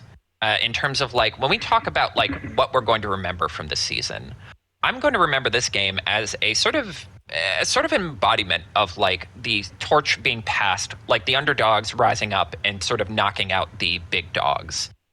If you remember, one of the last plays of this game was one of the major final plays of this game was a crazy scramble by Trevor Lawrence. It was first and goal. He slips. He trips. He slips again and somehow manages to scramble into the end zone to take the lead. Yeah. I believe at one point Patrick Mahomes threw an interception into the end zone that almost got returned. It was a weird game, emblematic. It was like the first moment where we had to acknowledge that Jacksonville was a serious contender this year. It was one of those first moments where it really felt like Trevor Lawrence was like ascending to the guy he was supposed to be. And it was just kind of emblematic of the Chiefs' year as a whole, where it was like, I know you're good, but it just feels like every now and then you have a bonehead play that's going to keep you out of the playoffs. Yeah. No, they I feel like they're riding this such a fine line of greatness. And I agree with you. The best play. Yes. Mine was Caleb Goes Full Jordan. It was in the playoffs, I believe, against Green Bay. It was 4th and long. He needed a play to keep the game alive. Like, if they don't score here, they're going to lose. Caleb Williams, while being tripped, leaps into the air, fully perpendicular, like perfectly parallel with the line of scrimmage, throws the ball in a perfect dart. It lifts over 3 defenders and goes right into Rome Odunze's hands. Maybe one of the greatest throws I've ever seen. But also, like, I knew for Don't Sleep on Game and Best Play, I was probably going to do something with Jacksonville, and I was probably going to do something with the Bears. Because, like, the sort of 2 hot-to-trot quarterback prospects of the last couple years finally ascending and showing us what they're capable of, and also, like, upsetting, like, long-standing sort of, like, authorities of goodness in the respective conferences. Kind of, again, if the story of the year is that the big dogs got humbled, like, that is... These plays represent that. On top of just being one of the greatest plays I've ever seen. No, I can agree with that. It was a great play and great choices, honestly. Yeah. And you went with the homer pick, but objectively absolutely. One of the coolest plays of the year. It Yeah, but it was so a fucking cool electric. play. So, like, what am I going to yell at you about this? Yeah, no, you can't be mad at me. The week was 4? Hold on. 3, I lied. It was somewhere around there. It was 3. I'm looking at it right now. There's no time left on the clock. The Eagles have just pulled away with a 1-point lead. Your Los Angeles Rams, who their kicker has been kicking very low this game, had already been a kick blocked once. He goes for the game-winning field goal, no time left on the clock. He kicks it basically directly into Jordan Davis' hands, who slaps it down, picks it up, and big boy sprints 60 yards-ish, give or take, all the way to the end zone, where, first off, this dude would have been gassed after like 10 yards last season, let alone the season before. So he's like proven he's in great shape, and it was an electric ending to a football game. Yes. Honestly, I'm not even mad because that's just like an awesome game. It was it was such an electric play. Like the Eagles weren't like cold at that point yet with like what's going on, and like everyone's like, oh, they're super predictable, aren't they? Mhm. At Kevin Patullo, still not happy with that, but Oh yeah, we'll talk about they what's changing up next yeah, year. a lot of stuff. Um, but it was such like an electric defense heavy play, and it's just like it was rare enough to get a solid block. Excuse Mhm. me.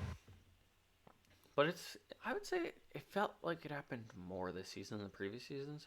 But Oh, absolutely. I don't even think like I know we're not like looking at actual numbers here, but just eye test. I feel like there were a lot of blocks this year, and yeah, especially in like important moments. Again, the fucking AFC title was decided. yeah, The the all the Broncos had to do was make one kick, and they're still in that game, and one of them gets blocked. but yeah. Um, for the block and then 60-yard going for six, crazy. Mm. Right, the exclamation point that cost me a fantasy week. You could have just lied down on it, but no, you had to play the hero. Good, good. Excellent pick.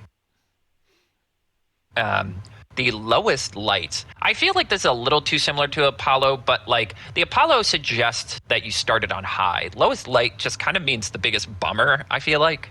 Um, and mine is as a Geno Smith stan, the Geno Smith disaster class. And granted, this season wasn't all on him. Like, he, like, this was a team-wide disaster. Again, they had the worst yards per carry. Their defense wasn't particularly good. Their one good defensive player is mad at them and wants a trade now. Like, and his completion percentage wasn't that bad. But like after, it's weirdly similar to the last time a Seahawks quarterback got traded to a team with AFC West aspirations. Hmm. Because it wasn't quite the Russell Wilson thing, because Russell Wilson was a fringe Hall of Famer when he got traded, whereas Geno Smith was just a pretty good Pro Bowl level quarterback who got traded. But there was a feeling of like, what are the Seahawks doing? Like, Yeah, why are they getting rid of like a stable quarterback in favor of a wild card, like a wild card move? Like, this is going to be the Raiders' year. He ends up throwing he ends up having 17 interceptions. He gets sacked 55 times. His quarterback rating is 34, and kind of ends up him sort of having a short fuse on the sideline and being like clearly very done with this very early. Kind of becomes emblematic of like the season the Raiders would have. Also embodied by the fact that Amari Cooper, after not really finding anyone to not finding anyone to take him on previously in free agency, joins them during the preseason and then promptly retires. hmm, And yours, I got a little crow on this one. yes, Giants country. Let's fail. yes. Improvisational giant Carter had to be put on probation for entrance bits for the show for the first time in his career. Yes. Oh, You want yeah, to I talk did. about the lowest of lows? You look up to this guy for years, mostly because he spent a Uh-huh. lot of them being taller than you. And he comes in with fire after fire after fire, and then he gets put on probation. And then his first bit on that probation does not immediately revoke the probation. Can you remind me what? Can you remind me what I did to get on probation? I'm trying to remember the bit. It was an you know what you did. It was like week I'm 14 or making sure you 15. did. It was Oh, week right. 14, I forgot 15. about. Yeah. Um. Oh God. Anyway, but also the Giants kind of fall where I felt like this had such the great mechanisms of a potentially good team. Right when And they pivot to Dart, there is that brief feeling of like, hey, we could turn this around. Again, they were it like was 4-2, 2-4 I at one point. That's not insurmountable. and some of their beginning losses were very close games, and I fully believe that if they chose Dart over Wilson To start, to like, yeah, start, you win one or two more of those games. You don't really press later in the year, and people don't get hurt. I think that could have been the tiebreaker against the Cowboys because Russell Wilson was terrible in that one, or was it someone was terrible in that one? I think it was Wilson. Um, He was Well, he had flashes, but it truly was if he doesn't throw the ball 40 yards and it doesn't get complete, he can't do anything. Yeah. All he has left is the moon ball. And then he was especially bad against the Chiefs, and that was finally the plug. And it's like, Yeah. again, you lost to the Chiefs like 20-9, and it's like, again, that's not an insurmountable number of points. No. Like, if you could just literally get 2 drives, you could tie this game. Yeah, he went 18 for 32 for 160 yards and 2 interceptions in that game. And I think it's one of those games where was this also after Neighbor? This is also after Neighbors' injury too, where I think if they started Dart with Neighbors, because Dart can fucking throw. Right. I feel like that would have been like that combination enough would have been just enough to push them over a little bit of these like questionable games at the beginning part of the season, that they would have ended a little bit higher of a ranking. Right. That being yeah, said, again, now, this season was one of those ones that could bounce a lot of different ways, and it bounced possibly the worst way you could. yeah, now they have what's it called? Harbaugh. And they have the coordinator from the Chiefs, which I kind of like that pickup. Mm-hmm. It will be interesting. Like Nagy kind of he kind of burned out on being a head coach, but maybe he's just one of those guys who can be a good coordinator. Yeah, I think he could be really good, especially with paired with Harbaugh. I think that's putting together like they're putting together a fighting team. Mm-hmm. It's not hopeless, but man, this year was a bummer. Yep. But yes, so that leads us to question of the week. When you remember this season, what is the first thing? Yeah, I couldn't remember if we split these 2 episodes into 2 or 1, but we ended up doing it 1. So yeah, that wasn't enough in the conference games to really warrant. Yeah, to be perfectly honest with you. But that's okay. But anyway, what will you remember from this season? What will come to your mind? In a good way, how absolutely it can be whatever way. One of my favorite players, Jordan Davis. Like he's like CJ Stroud's like the show's original baby boy, but the season before, like Jordan Davis was like my personal like this is my fucking baby boy. Oh yeah. Again, another he's guy who's like my platonic ideal of a big scary motherfucker, and if he could just get in shape, he's gonna fucking kill everyone. And he did. Yeah, honestly, actually a very aspirational story of a guy who'd had the talent and actually put the work in to like maximize it. Yeah. But it was just one of those people that I saw like when he got drafted, and I was like, dude, I love the cut of this guy's jib. I'm down. Oh yeah. But I'm gonna really remember it as the Kevin Patullo season of the Eagles have never been more predictable. Mm-hmm. Yeah, it just again, it's like that's it. When you watch the crazy shit that like the Rams and Seahawks are whipping out for the first time in a 3-game matchup, you're like, why can't my team do that? Why do we feel archaic? I'm almost not even sad that like they're moving on from their offensive line coach, because it's like, yeah, man, time's out. Like again, you're the old West. Trains are coming in. Time to move on. Yeah, I think it's I don't think it was time for him to leave in due to terms of like quality, because he still makes some very strong offensive linemen, but I think he should be able to appoint his successor. Right. And I'm going to remember, I guess from a Bills perspective, I'm just going to remember that it just kind of feels like this is the year the luck ran out. Like, I feel like the Bills have been on the breaking point where just like they're not as good as their record. Like, you know what it is? I think it's the year people caught on that the whole Bills operation was a bit of a charlatan show. Like, God bless Mina Kimes for being kind of one of the first to really point out that, her and the Athletic Football Show for pointing out, like, you know, we keep talking about the Bills being a great team. Are they actually a great team, or are they just a good team that happens to have a great quarterback? and they've preyed on a bad division. I think it's so telling that the minute one reasonable competitor entered their division, they folded like laundry. The little mental errors became too much. The inability to beat decent pass rushes became a problem. Like all of the weaknesses that could normally be inoculated by the fact that you had 6 guaranteed wins, like those became too much of a problem to overcome. And despite Josh Allen heroics for huge chunks of that playoffs, it just wasn't enough anymore. And I feel like this was the year everyone kind of either you doubled down on your Josh Allen's a phony because he'll never win the big game, or you had a new profound appreciation for him as you realized like kind of how much he's been covering up. Mm-hmm. Yeah, and I don't know. It's a year where I was really forced to really think about like, do I still have a relationship with this football team? You do. I'll answer that. You're right. I get too angry to give it up completely. I need that fire. All right, and that kind of wraps up our award show. Do you have any final thoughts you want to talk about the Super Bowl before we? I guess. Okay. Here's my final question for you. Hit me. If the Patriots win, how do you think? Yes. If the Patriots win, how do you think they pull it off? And if the Seahawks win, how do you think they pull it off? I think this is a good one. I think if the Seahawks win, it is going to just be one of those like football masterclasses of just beating the absolute love out of your opponent.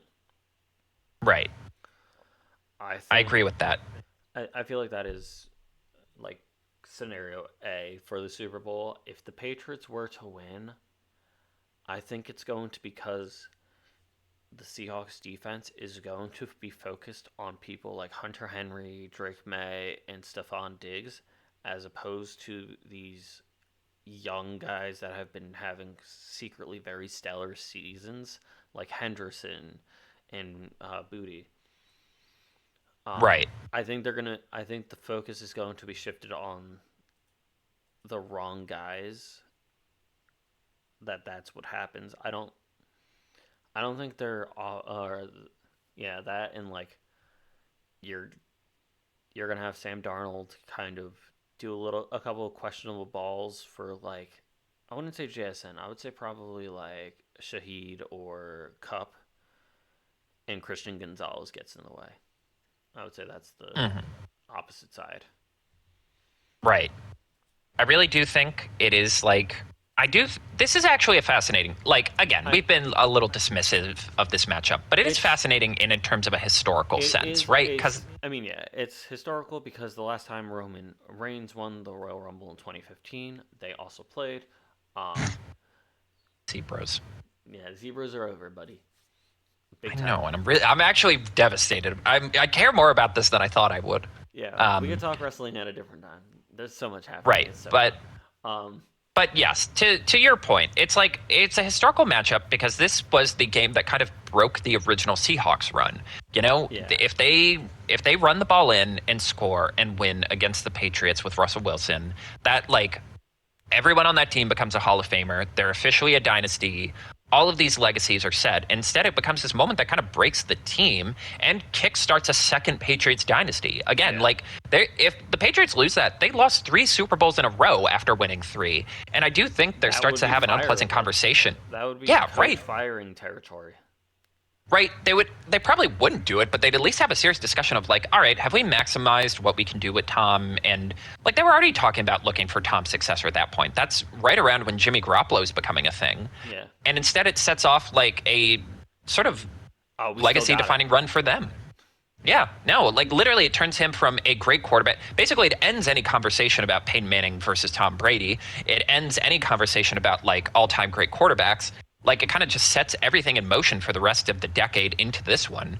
And then for Sam Darnold, the fantastic moment of the Eagles being king slayers. Right. It does add an aura because it's like, imagine if Tom also won that Super Bowl. Like, goddamn. You guys actually did save us a lot. But also, for Sam Darnold, this is kind of successfully blocked 2 3-peats. Yes. Genuinely. See, that's why people are like, if anyone was going to become the villains of the NFL again, it would be the Eagles because they're like kind of annoying and they have a cheap play and like their fans are crazy. And I'm like, no, they've saved it. They're heroes. They've stopped The the Eagles are worst the from happening. anti-heroes. They are. I Yes. will. That's the hill I'm going to die on. That Eagles are the anti-heroes. Like you have your superhero teams, you have your villain teams. Looking at you, Patriots and Chiefs. But then you Mhm. have the Eagles, which is a hated team by anyone who's not like a fan of theirs.